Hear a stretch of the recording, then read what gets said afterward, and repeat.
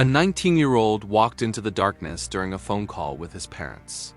47 minutes later, he said two final words and vanished forever. On a cold Minnesota night in 2008, a young man stepped into the darkness and was never seen again. 19-year-old Brandon Swanson had just completed his first year of college. He wasn't a troublemaker, not the type to seek out danger. May 14, 2008 began like any ordinary day, the kind no one remembers because nothing bad ever happens on days like that. Classes were over. Finals were done. The weight of an entire school year had finally lifted.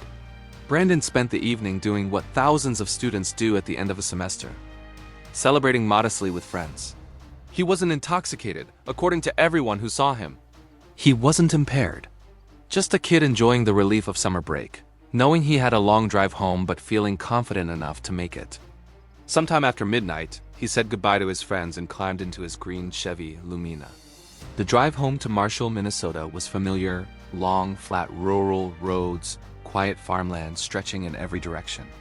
For Brandon, this path was routine, predictable, safe, but the Midwest has a way of turning the familiar into a maze, under the right conditions. The darkness in rural Minnesota is unlike city darkness. It's heavier, deeper, almost physical. Out there, once you leave the glow of the last porch light, you step into a world made of shadows and silence. Somewhere during that drive, Brandon made a slight mistake. The kind that doesn't feel like a mistake at first. Maybe he missed a turn. Maybe a road looked more familiar than it should have. Maybe he trusted that his memory of the landscape was accurate, even in the pitch-black night. His car eventually drifted off the main road and onto a remote gravel path surrounded by endless farmland. He wasn't speeding, he wasn't panicking. But the gravel gave way beneath the weight of the car, and the wheels slid into a drainage ditch, a shallow depression common in rural fields. The car didn't crash, no airbags deployed, no glass broke. It was simply trapped, angled in such a way that the tires couldn't grip the ground. Brandon tried to free himself, but the car wouldn't budge. He wasn't hurt. He wasn't stranded in the wilderness. He was just stuck in a ditch. A frustrating but minor inconvenience. But what began as a small, harmless detour, a moment that should have been nothing more than an annoying story to tell the next day, slowly turned into one of the most haunting unsolved disappearances in recent American history. At 1:54 a.m., Brandon did what anyone would do. He called his parents. His voice was steady, calm in a way that looking back feels almost chilling. He explained that he'd accidentally driven into a ditch and needed a ride. There was no fear in his tone, no hint of urgency. Just a tired young man asking for help on a dark rural road. Brandon told them exactly where he believed he was. He thought he was near the small town of Lind, a short drive from Marshall. His parents didn't hesitate.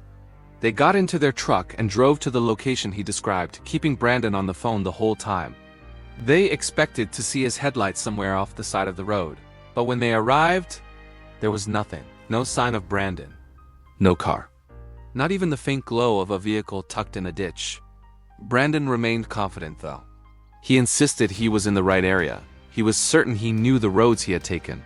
His parents flashed their headlights, hoping he might see them. He said he couldn't.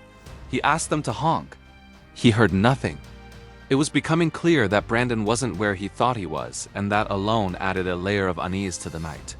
At one point, Brandon said he could see the distant lights of a town, faint but visible. He believed they were the lights of Lind, so he told his parents he would start walking toward those lights. They agreed to meet him halfway.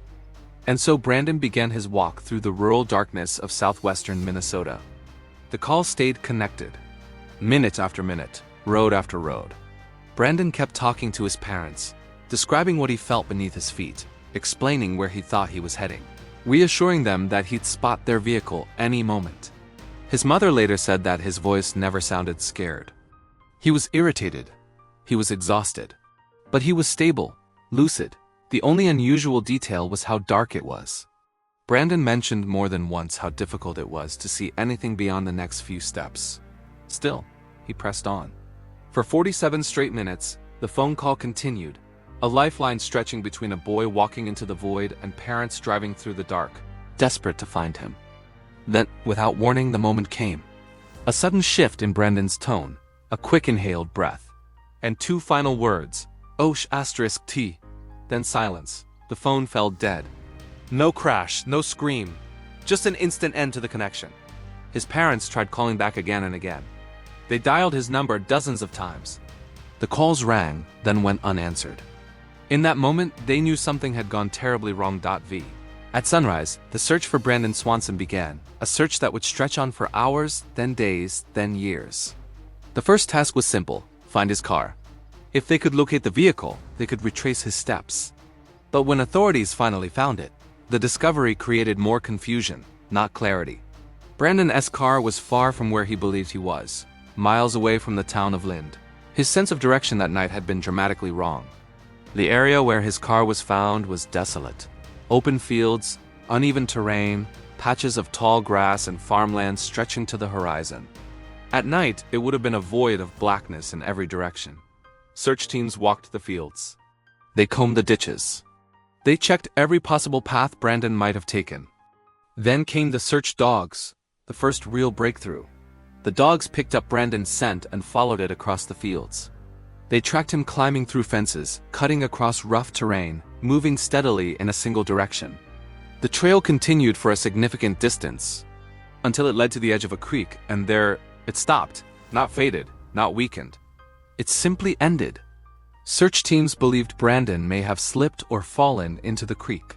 But even that theory raised questions. The water wasn't deep everywhere, and the creek bed changed depending on rainfall. If he had drowned, experts believed his body should have surfaced or been found downstream. But nothing was found. Nothing. Authorities drained parts of the creek. They searched along its banks.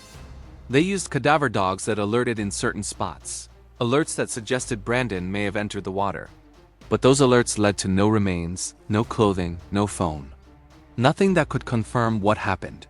Year after year, investigators returned to the same farmland, walking the same paths, hoping that time and erosion might reveal something. But the fields gave nothing back. It was as if Brandon had walked into the night and dissolved. As the years passed with no answers, theories began to form, some logical, some unsettling.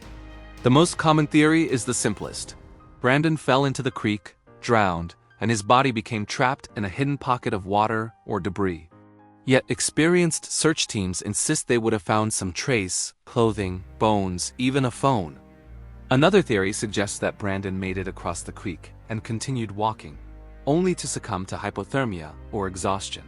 Nighttime temperatures that may dipped low enough to be dangerous for someone wet, lost, and exposed. If that happened, his body could have ended up in thick grass or low-lying areas missed by searchers. But again, no remains were ever found. Some investigators propose a natural hazard no one has identified: a hidden sinkhole, a washed-out section of land, an abandoned well. Rural Minnesota is full of old farm structures long since buried by time. A fall into one of those could leave no visible trace. Others look at the eerie final moment, the abrupt *T followed by silence. Was it a slip? A fall? A sudden realization of danger? Or something else entirely? What makes Brandon Swanson's disappearance so haunting is not the violence or the chaos. It is the calmness leading up to it. A logical conversation. A long walk. A quiet night. One moment of shock, then nothing. Not a sound, not a trace. Brandon was walking toward what he believed were town lights. Lights that may not have even been a town at all. Some locals believe he was seeing distant farm lights distorted by the darkness. Whatever he saw, he followed. Somewhere along that silent path, in the endless black of rural Minnesota, Brandon slipped out of existence. No evidence, no answers. Only questions that echo louder with every passing year. This is Dark True Crime Archives. Subscribe for more cold, unsolved stories buried in darkness.